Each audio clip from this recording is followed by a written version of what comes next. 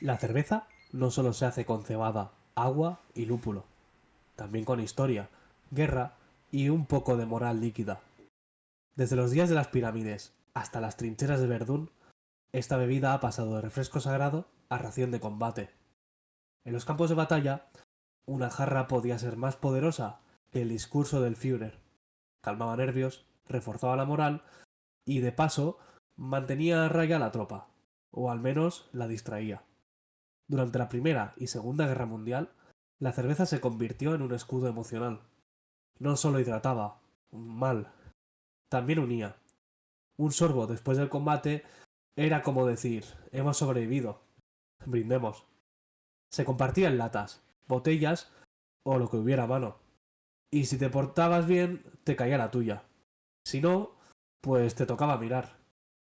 El mando lo sabía. Una tropa ebria es más manejable que una sobria y con una crisis existencial. Pero como todo brindis, hay resaca. El uso continuado generó dependencia, distracciones y hasta peleas internas en los pelotones. Muchos soldados volvieron con la costumbre de beber para olvidar lo que habían hecho, y sin un frente al que disparar, solo les quedó el vacío y la botella.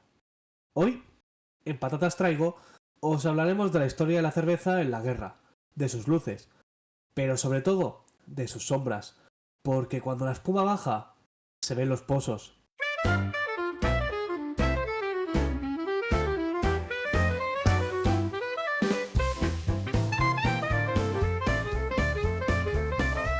Patatas Traigo con Enrique Ruiz y Miguel Mateo. Bienvenidos a un nuevo capítulo de Patatas Traigo, el podcast donde hablamos de lo que está pasando en el mundo de los alimentos, de esas curiosidades y movidas que no sabías que querías saber. Aquí nos adentramos en todo lo que está relacionado con el sector agroalimentario, pero a nuestra manera relajada y reverente, donde lo que nos importa es que al final de cada capítulo te explote un poco la cabeza y aprendas algo nuevo. Como te adelantaba en el editorial, hoy nos metemos con un tema que hemos querido plantear de forma diferente. Hoy vamos a hablaros de la cerveza y su papel en la guerra. Yo soy Enric y como siempre, para hacer esta maravilla necesito a mi compañero, Miguel Mateo. ¿Cómo estás, Miguel? Hola, hola. Dios, estoy encantadísimo de este capítulo. Este capítulo, que por cierto lo voy a decir desde ya, ha sido por una votación que tú ideaste una vez más en Instagram, ¿no? Aunque lo Sí. siento, yo no voy a beber cerveza mientras grabamos porque no por imagen, sino por mantener un poco el tipo, unos 20 Yo, minutos, que es lo yo único tengo que le dedicamos a la gente. esta taza misteriosa. Cada uno, a medida que progrese el capítulo, que juzgue qué es lo que hay dentro. Esta es de Breaking Bad para los de YouTube, que lo disfruten. Breaking Bad siempre con nosotros, será que soy químico. Seguidnos en redes sociales si queréis colaborar en votaciones, decidir nuestro destino como si fuerais las hermanas de la mitología griega. Si queréis decidir qué hacemos y qué no hacemos, proponemos votaciones en Instagram, hacemos concursos, así que danos a seguir, patatastraigo.podcast. Sí, este podcast está abierto a todo el mundo. Este podcast quiere hablar de temitas donde os sintáis cómodos y que os revienten un poquito la cabeza. Así que aceptamos muchas solicitudes siempre que estén dentro del contexto. No me vengáis con barbaridades fuera de lugar. Pero antes de entrar en la movida de hoy, creo que por última vez, Enric, pero me parece una fantasía maravillosa, tenemos que hacer mención este año. Ya veremos si el año que viene quieren A ver si lo repetir. llaman. A lo Veremos si lo mejor llaman. se lo han pensado.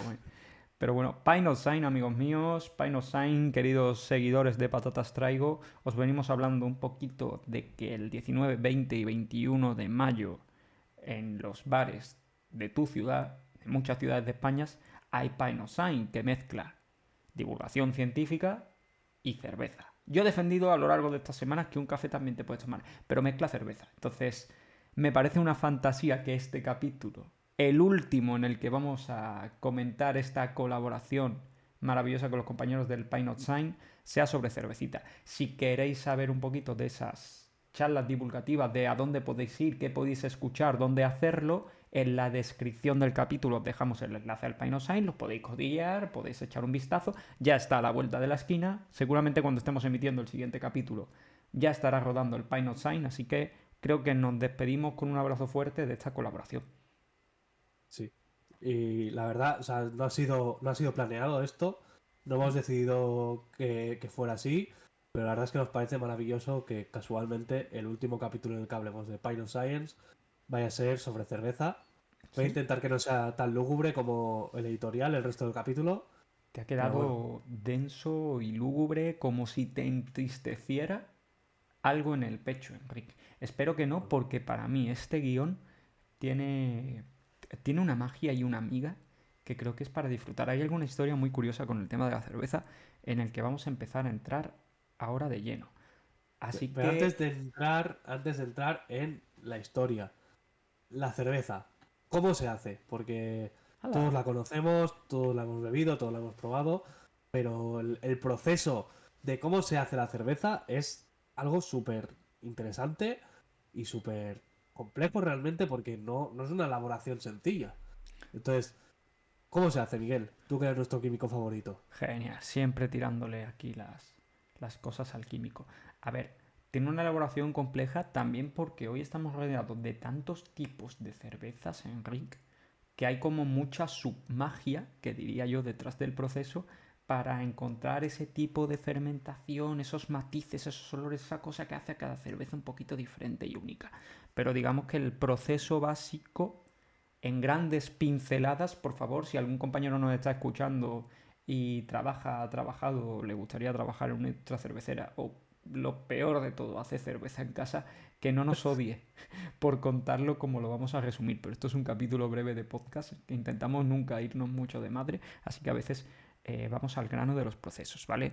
Tú tienes que agarrar cebada, tú tienes que coger y mojar esa cebada, tú tienes que tostarla y tú tienes que triturarla. Aquí lo que se necesita básicamente, me acuerdo que hice un trabajo, no sé por qué me tocó la cerveza, no sé si es la idea más lógica, pero allá por mis años de facultad me tocó contar al público, a ese maravilloso escenario que era mi aula, cómo se hacía una cerveza, tío. Y básicamente, pues aquí necesitamos cebada, lúpulo y agua de calidad cervecera, que siempre me han contado que en la norma técnico-sanitaria de este mundo, se habla de agua de calidad cervecera. Ojito, que tú la haces en casa con agua del grifo, pero que sepas que la industria ponen unos matices.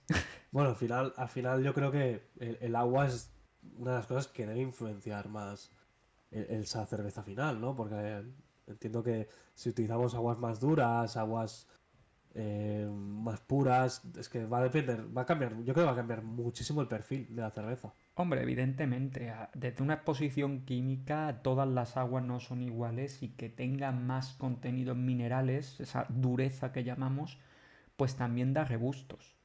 La presencia de minerales puede dar un gusto más amargo, más desagradable. Hay personas, por ejemplo, que, bueno, en muchas zonas de España donde las aguas son más duras, ese agua del grifo, pues la tasa de compra de agua embotellada aumenta mucho más porque la gente le desagrada beber agua del grifo, Sí. mientras que hay otras partes donde son aguas que vienen de manantiales o de embalses donde la mineralización es más débil y bebemos del grifo como perrete de plato. Entonces, Aquí en Barcelona, según qué zonas de Barcelona, abres el grifo y en vez de agua salen piedras.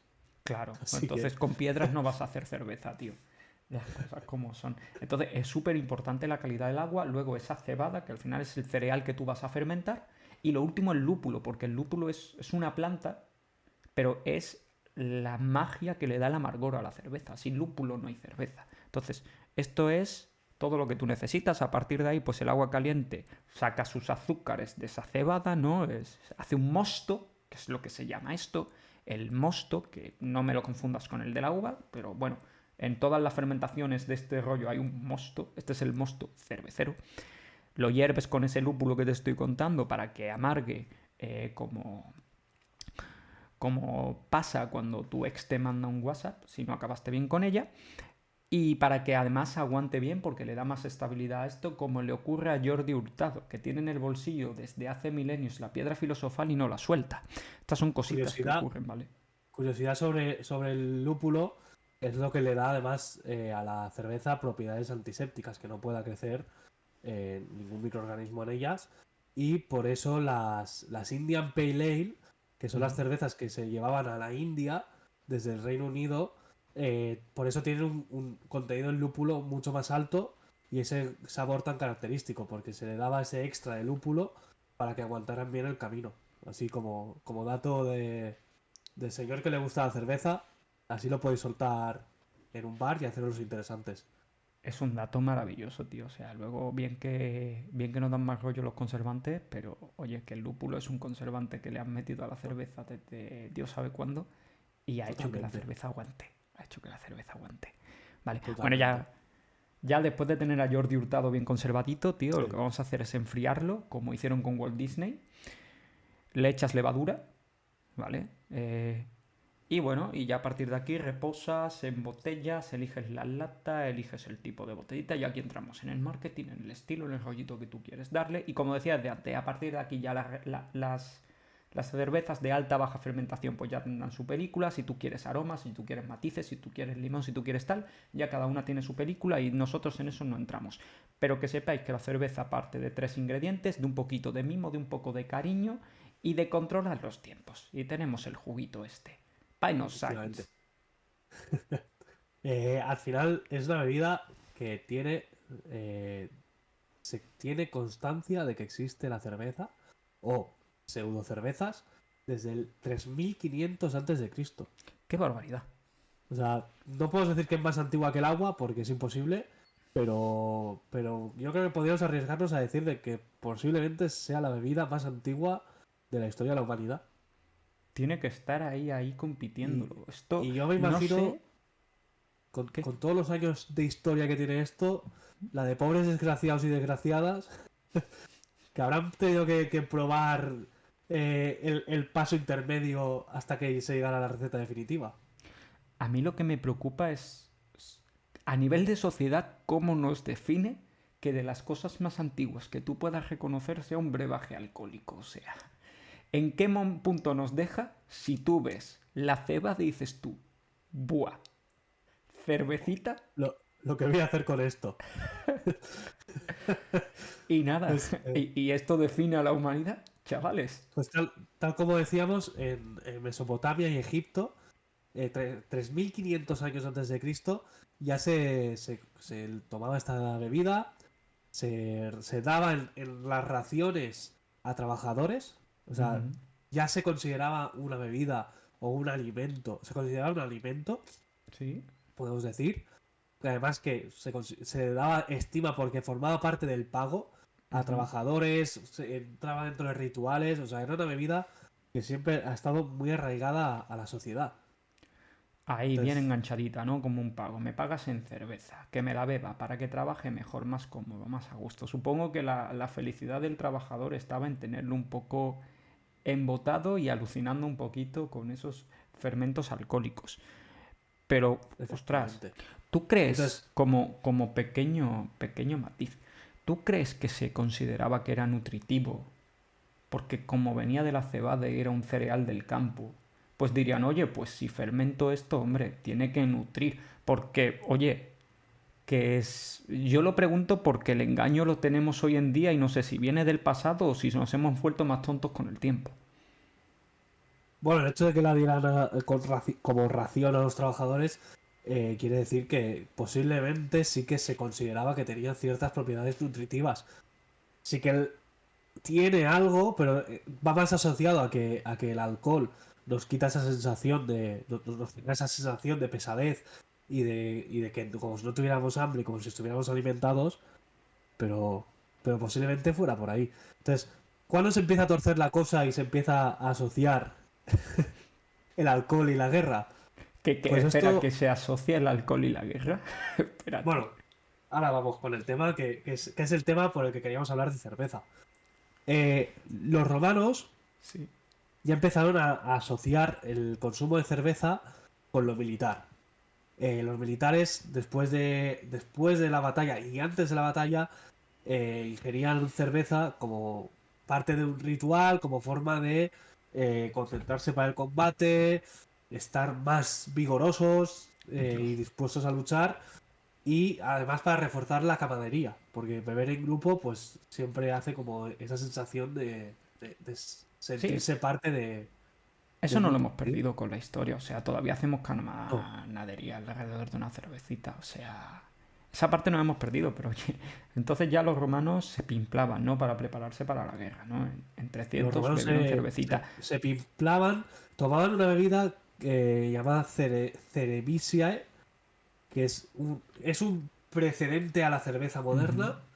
Es posible que no tuviera un grado alcohólico tan elevado y que fuera más un alimento, pero bueno, ahí estaba ese consumo de la cerveza con los colegas antes de irte a la guerra. Qué fantasía. Antes de seguir para adelante voy a decir una frase que si algún creyente nos escucha me tirará de blasfemo y dejará de seguir este podcast. Pero mi imaginación tuculenta me lleva a pensar qué hubiera pasado si intentan crucificar a Cristo borrachos. Cuidado. Lo habría pasado, no voy a decir mal porque lo pasó mal, pero peor. Ups, perdón, este clavo no lo he puesto en su sitio, voy con Mierda. otro. Qué duro. Pero tirad, pero tirad que esto no sube. Qué cruel. Pero oye, que si los romanos vivían alcohol, aquí la fantasía no. Pero bueno, la cosa se va a torcer más porque, porque de lo que veníamos a hablar en este guión es de que la cerveza es súper importante en la Primera y en la Segunda Guerra Mundial, ¿verdad, Enrique? Exacto. Bueno, ha estado muy presente el alcohol y la cerveza, han estado muy presentes en la historia de la humanidad y en la historia de la guerra en general. Ujú. De hecho, yo personalmente os recomiendo que vayáis a escuchar El Escampado. Tiene un especial sobre las drogas y la guerra de muchas partes, 4 o 5 partes. Ajá. Es largo, pero es súper interesante. Además lo hace con Roma Eterna, otro podcast muy interesante. Y de verdad que si queréis profundizar más, os recomendamos ir. Nosotros nos vamos a centrar en la Primera y Segunda Guerra Mundial, porque es cuando empiezan a haber avances tecnológicos y es cuando realmente tenemos consecuencias reales y palpables de cómo el uso del alcohol en la guerra afectó a las personas que luego volvieron de esas guerras. Eso es uno de los temas tabú que a veces se dejan casi que intentar barrer debajo de la alfombra, ¿no? Pero las guerras, en estas dos guerras, pues han dejado luego un reguero de gente muy jodida y muy tocada por lo que vivieron, por lo que tuvieron que sufrir y bueno, Y la forma de luchar contra ello. sí. Entonces, en la Primera Guerra Mundial nos interesa porque es cuando se empieza a distribuir masivamente la cerveza como una forma de entregar agua potabilizada a los soldados. O sea, me estás Tenemos que, diciendo un poquito en la línea de lo que tú contabas antes, oye, le metemos lúpulo para que se conserve esto más y no haya crecimiento microbiano, pues bueno, enviamos agua en su formato cerveza para que esté potable. para que lo puedan beber, Ujú. para asegurar la higiene dentro de las condiciones que podían tener dentro de las trincheras, que eran terribles. Y además, y esta es la parte oscura, además tenemos comprobado que los soldados que beben son más obedientes, están más dispuestos a morir por sus compañeros y hay toda una serie de cosas asociadas al consumo de la cerveza que yo como jefe militar voy a aprovechar. Ostras, es que si a través de una cerveza genero piña y genero compañerismo y todos vamos a una, a lo mejor alguien debería decirle a Carlo Ancelotti que le dé unas cervecitas a la plantilla del Madrid a ver si defienden más en orden todos juntitos. Porque Vinicius tiene 20 años y a lo mejor no toca el alcohol. Contad, Cuidado referencia. contad que a un soldado de la Primera Guerra Mundial tenía cerveza dentro de sus raciones diarias, tenía cerveza. Entonces, esto se utilizaba como una forma de que lucharan contra el estrés, bueno, de que se hiciera más ameno ese tiempo que pudieran pasar en el frente. Hoy día sabemos que en realidad no estás luchando contra el estrés. Lo que pasa es que tienes un síndrome de abstinencia que te cagas Sí. y cuando te dan tu cerveza te relajas. Pero eso te Sí. va a durar lo poco que te dure el efecto de la cerveza en tu cuerpo. Bueno, pero aquí si algún oyente es aférrimo fan de cómo controlar una resaca, oye, aquí hay muchas leyendas oscuras, pero una de ellas es, oye, contra la resaca tómate otra y se te baja. Entonces, Sí, vives como no en puedes un te- bucle perpetuo. Yo aquí la parte de la Primera Guerra Mundial te la estoy relegando mucho y te voy a hacer los comentarios que me van surgiendo. Pero, a ver, a falta de psicólogos, ¿no? A falta a falta de de hacer psicólogos, las cosas bien, ¿por qué no buena hacerlas cerveza. regular? Está deprimido, no pasa nada, toma, una cervecita y Sí. relájate. Y ahora, si quieres, pues ya pasamos a la Segunda Guerra Mundial, en la que el uso de la cerveza era muy similar, Ujú. pero se perfeccionan los métodos de entrega. A ver, espérate. Entonces, estamos hablando de Primera Guerra Mundial, estamos hablando de 1914 a 1918 y como la experiencia consideran que es tan positiva, llegamos a La repiten. 1940 y tú dices, La repiten, pero hay una diferencia.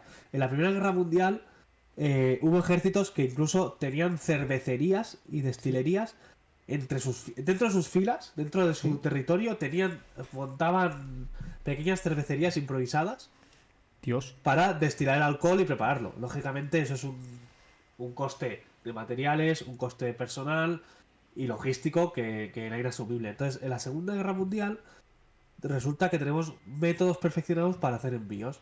Podemos enviar con latas, con botellas.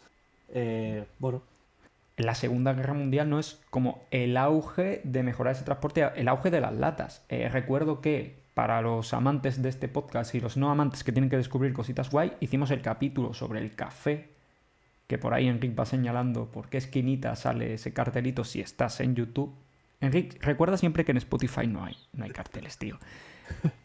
Pero cuando hicimos el capítulo del café hablábamos de que el café también era algo que estaba dentro de los kits básicos y que fue el auge de Nescafé porque habían encontrado una manera de administrarlo de manera cómoda y fue con el formato este polvo soluble, ¿no? Con las cervezas, evidentemente no vas a mandar un polvo soluble de cerveza. O el lúpulo y ya mételo tú en agua y a ver qué pasa. Entonces, ya te lo montas tú. joder, qué fantasía, ¿no? Kit de cervezas para todo el mundo. No, se fomentan las latas. Las latas aquí crecen mucho.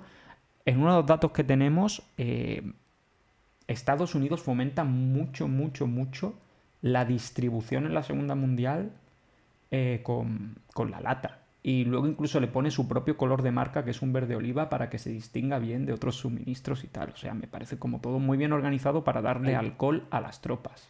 Joder. hay que aprovechar toda oportunidad para hacerse publicidad.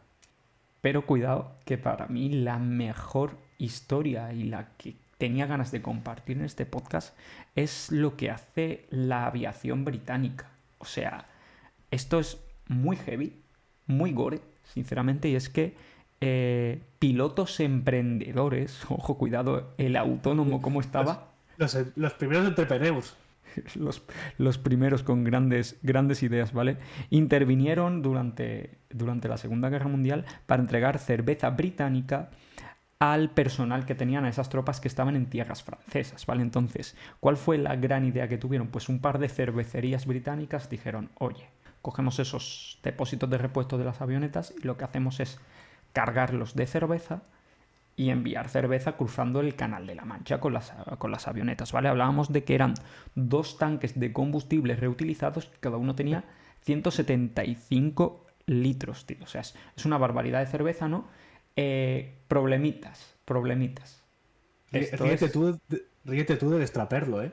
O sea, imaginación nunca nos ha faltado, sobre todo cuando se trata de colar bajo la ley las cosas, ¿eh? Si hay alcohol, más. Pero es que cogen, digo, ¿cuáles son los problemas? Pues que estás cogiendo un tanque de combustible que sí, has enjuagado y todo lo que tú quieras, pero es que es un tanque de combustible que ponte tú a contar el número de usos que ha tenido y lo cargas de Eso cerveza. es un manguerazo y para adelante. Bueno, bueno. Luego te vienes al capítulo de intoxicaciones en casa y volvemos a discutirlo de un manguerazo y para adelante, ¿vale? Que luego le decimos a la gente que cuidado con calentar una tortilla, pero en la Segunda Guerra Mundial, cervecita en tanques de combustible. La cerveza cogió aroma a combustible, que no es una marca comercial que hoy haya llegado muy lejos, nos gustan más otros aromas y otros rollos en la cerveza. El jengibre a lo mejor funciona mejor que el aroma a combustible, pero en aquel momento el primer problema fue que, claro, la cerveza captaba el aroma. El segundo problema, porque llegó un punto en el que después de enviar cerveza, cerveza, cerveza, cerveza, el aroma a combustible se acabó del tanque, pero es que el tanque era un tanque de metal y la cerveza iba allí metida, entonces el metal del tanque migraba a la cerveza. Y cuando tú te veías la cerveza, ahora la cerveza tenía regusto metálico. Yo no sé hasta qué punto, Enrique, esto es una duda, yo nunca lo voy a saber porque por suerte no estuve allí, hasta qué punto era agradable beberse esa cerveza de contrabando británica. Qué putada ser un soldado, estar ahí en la trinchera, que te estén disparando y te estén tirando bombas todo el día, que quieras descansar 10 minutos para tomarte una cerveza y que tenga gusto a combustible de aviones. Que empieces a dudar entre si te la quieres tomar o no y eso que echabas O, de menos o la sa- cerveza. o salir y que te peguen un tiro ya y sácame esto. Mira, total. ¿Te imaginas? O sea, pero entonces la estrategia hubiese funcionado bien si se la das al contrincante, como rollo, regalo cerveza.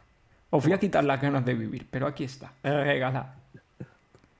Entonces, un poquito, habiendo visto cómo funcionaba en la Primera y Segunda Guerra Mundial el tema de la cerveza, ahora vamos a meternos en el tema ¿por qué se utilizaba la cerveza? Tengo ¿Vale? miedo. Vamos a ello. Ahora te vas a empezar a asustar. ¿Vale? El primero de ellos, ¿vale? Que el por qué se asociaba tanto a lo militar. La subida de la moral de las tropas y la evasión temporal.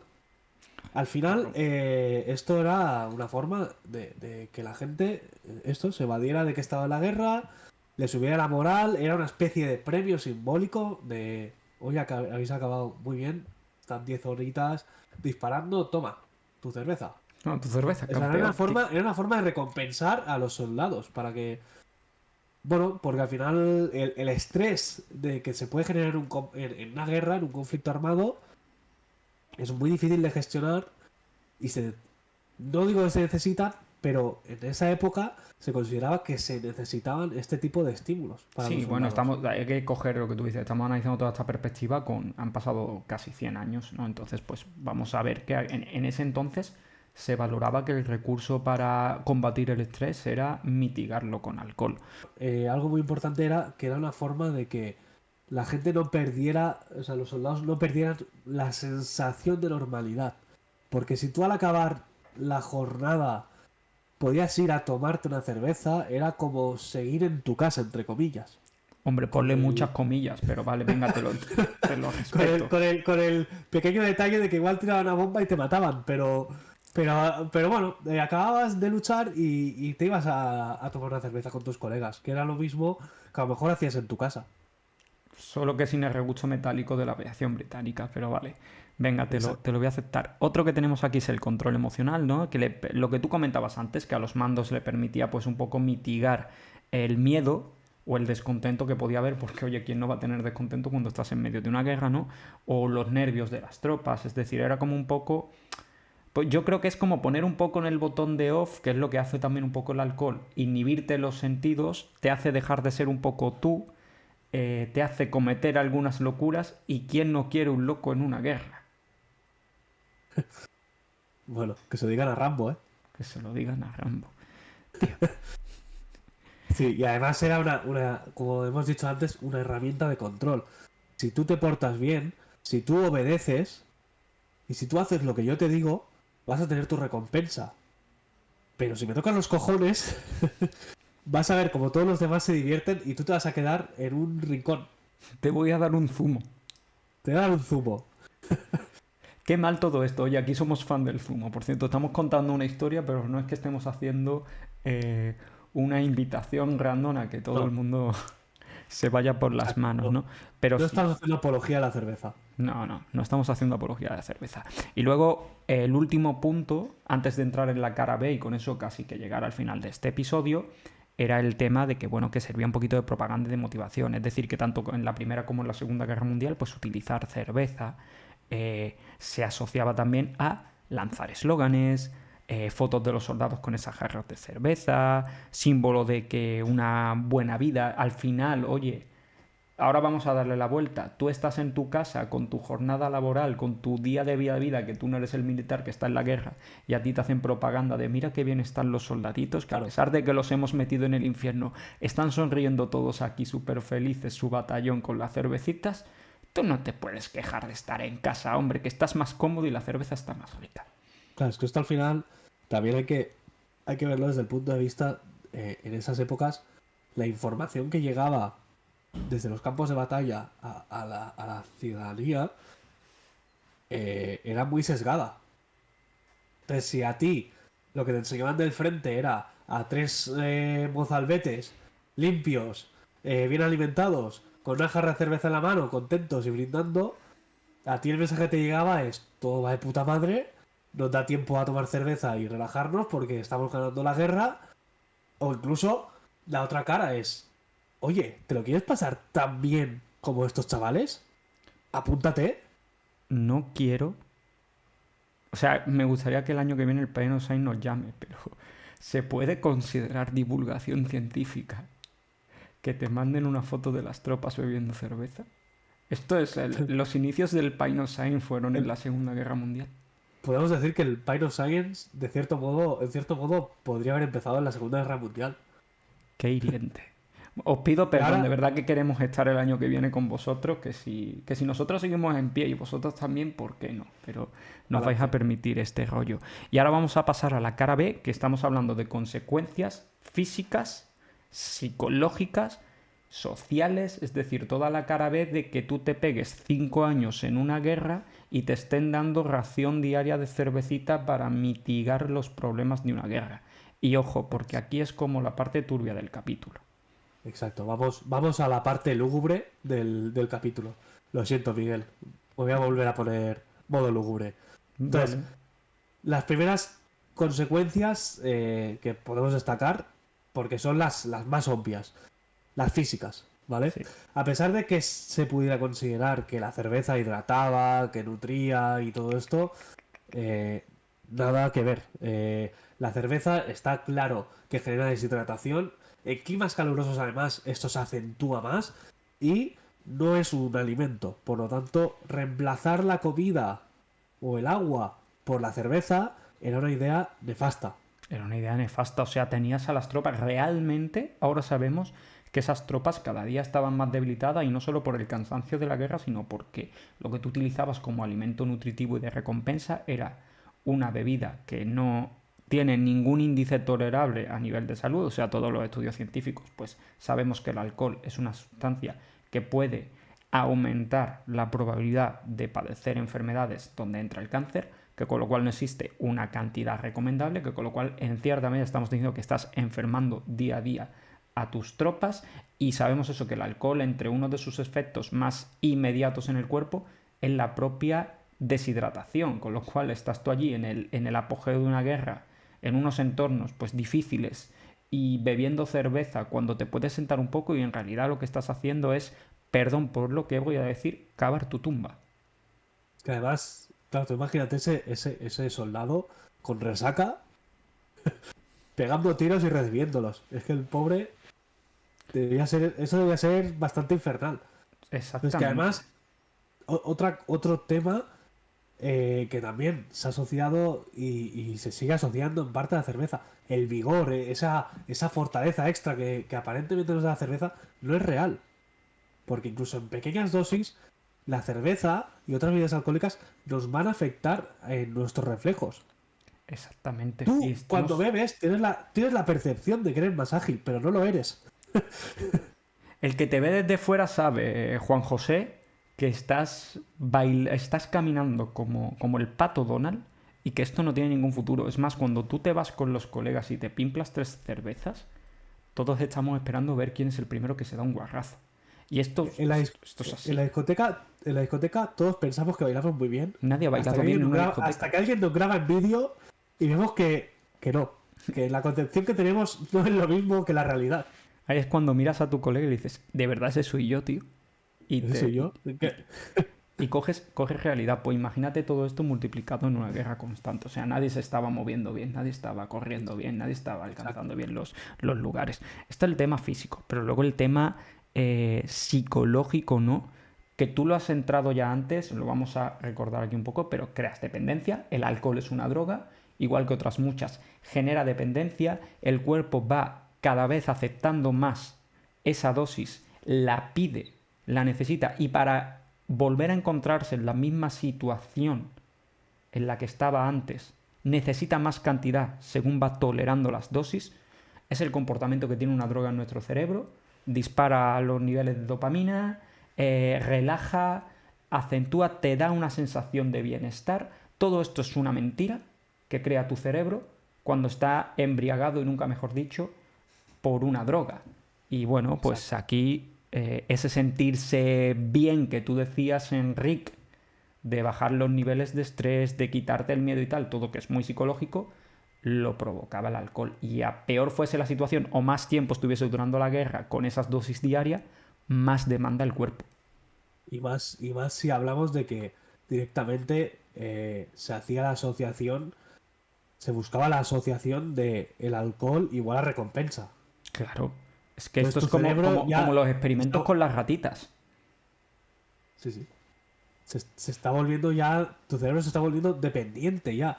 Pero es que además te están moviendo a que sea dependiente porque les interesa que tú estés esperando esa ración por portarte bien.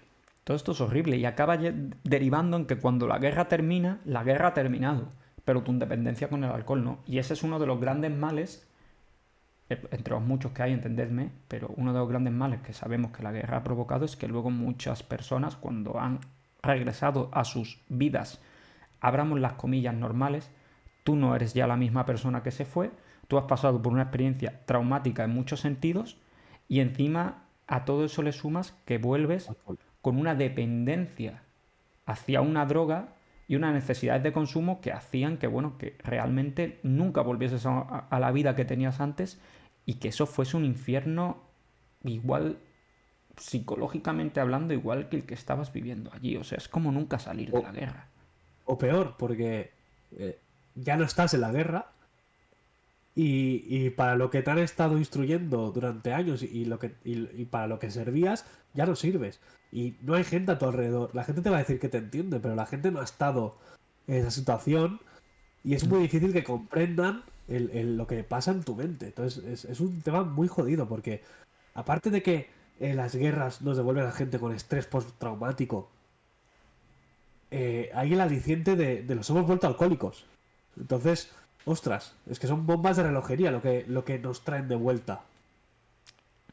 Y finalmente, causas sociales, aunque hayamos dicho que la cerveza se utilizaba para crear compañerismo y tal, pero bueno, lo que voy a decir ahora no sorprende a nadie porque el que se va con los colegas un viernes a tomarse 2 cervezas, esto lo ve en una tasca si aguanta hasta las 12:30. Y es que realmente la cerveza que nos inhibe, nos envalentona los tal, al final nos lleva a situaciones en las que normalmente no nos meteríamos, como son peleas, desobediencia, descuidos, el tomarte algo que te han dicho de la forma que no es porque no entienden lo que te están diciendo o porque el otro ni siquiera verbaliza bien y aquí cada uno está entendiendo la historia a su manera y todo eso acaba en generar conflictos y, y claro, están sobre el papel, vale, los voy a hacer más obedientes, pero la realidad es que eso tiene una cara B muy heavy, que es Claro. situaciones yo creo que muy insostenibles por la demanda, por el alcoholismo que se ha desarrollado en ese entorno y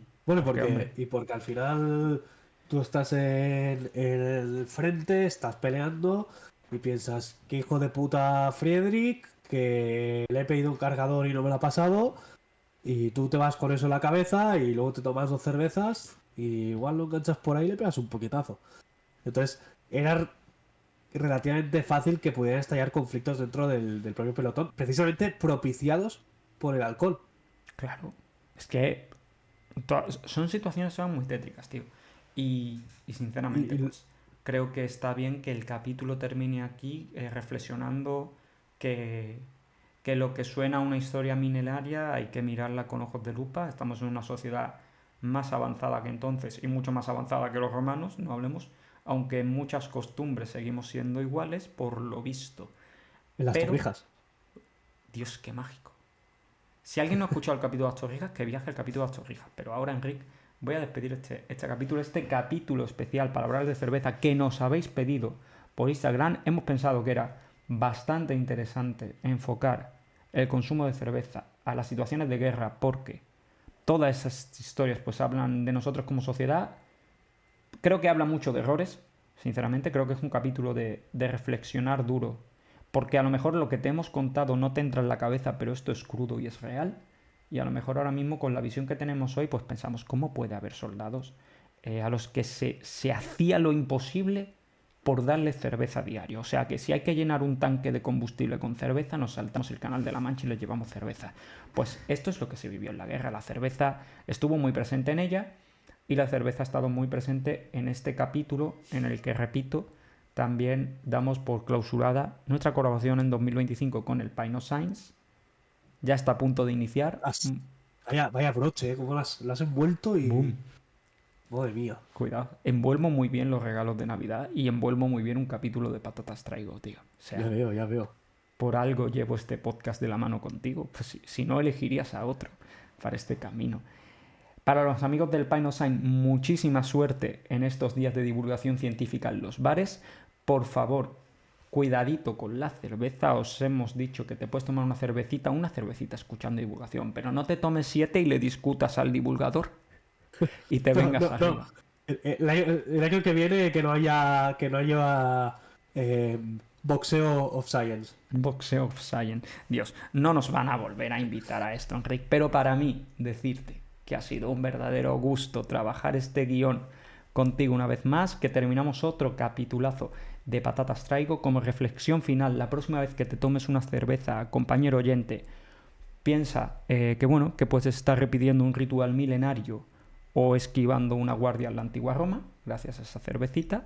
Pero también recuerda que la cerveza sigue siendo lo que es, que eso no va a cambiar y que el marketing no te intenta engañar de que es nutritiva, de que es sana, de que es guay, porque todo eso es mentira. Y nosotros aquí queremos contarte cosas chulas, cosas que te hagan reventar la cabeza, pero nadie ha patrocinado este capítulo y nadie está vendiendo cerveza en este capítulo. De momento. Bueno, y hasta aquí el capítulo, Enrique. Estamos en redes sociales, Instagram, TikTok, búscanos. Ya sabes que el capítulo es en YouTube, en Spotify y en iVoox. Y Patatas Traigo se despide por hoy y nos vemos en otro capítulo la próxima semana.